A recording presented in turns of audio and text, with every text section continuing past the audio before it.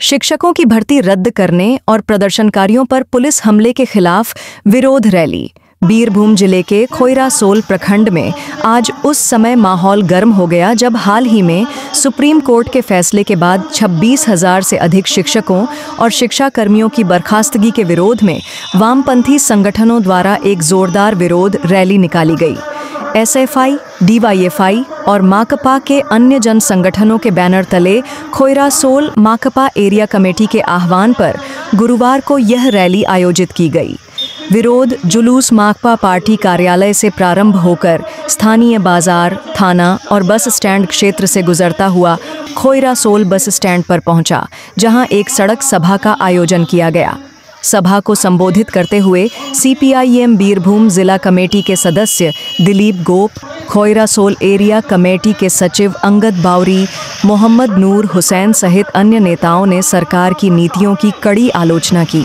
उन्होंने योग्य शिक्षकों की बहाली और प्रदर्शनकारी शिक्षकों पर हुए पुलिसिया हमलों की निंदा करते हुए दोषियों पर कार्रवाई की मांग की। खास बात यह रही कि सभा में शामिल प्रदर्शनकारियों का आक्रोश साफ देखा गया।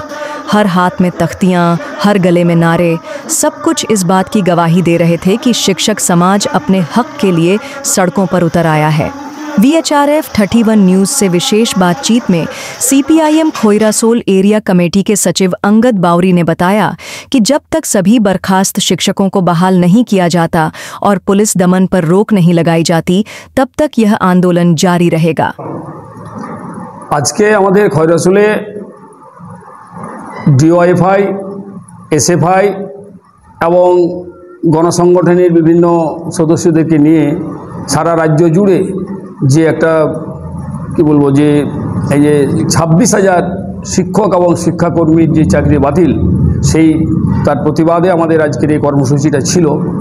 আমাদের বক্তব্যটা হচ্ছে যে রাজ্য সরকারকে বা এসএসসিকে বা মধ্যশিক্ষা পর্ষদকে এদেরকে দায়িত্ব নিয়ে যোগ্য এবং অযোগ্য শিক্ষকদের তালিকা প্রকাশ করে অবিলম্বে রাজ্য সরকারকে উদ্যোগ নিতে হবে, যাতে করে যারা যোগ্য শিক্ষক এবং শিক্ষাকর্মী তাদেরকে চাকরিতে পুনর্বহাল করা যায়। পাশাপাশি এই দাবি গোটা শিক্ষক সমাজ গতকাল করতে গিয়ে পুলিশের হাতে যেভাবে নিগৃহীত হয়েছেন তারও আমরা ধিক্কার জানাচ্ছি। আগামী দিনে এই যদি এর সমাধান না হয় তাহলে আরও বৃহত্তর আন্দোলনের দিকে আমরা এগিয়ে যাব। কারণ ভবিষ্যৎ প্রজন্মের কথাকে মাথায় রেখেই, আগামী দিনের কথা মাথায় রেখেই আগামী দিনে মানুষের যে গণতান্ত্রিক অধিকার, বেঁচে থাকার অধিকার, শিক্ষার অধিকার, স্বাস্থ্যের অধিকার, এই সমস্ত দাবিগুলোকে সামনে রেখে আগামী দিনে আমাদের লড়াই আন্দোলন আরও আমরা জোরদার করব। এটাই হচ্ছে আমাদের কথা। VHRF 31 न्यूज़ के लिए बीरभूम से सैयद अब्दुल अलीम की रिपोर्ट।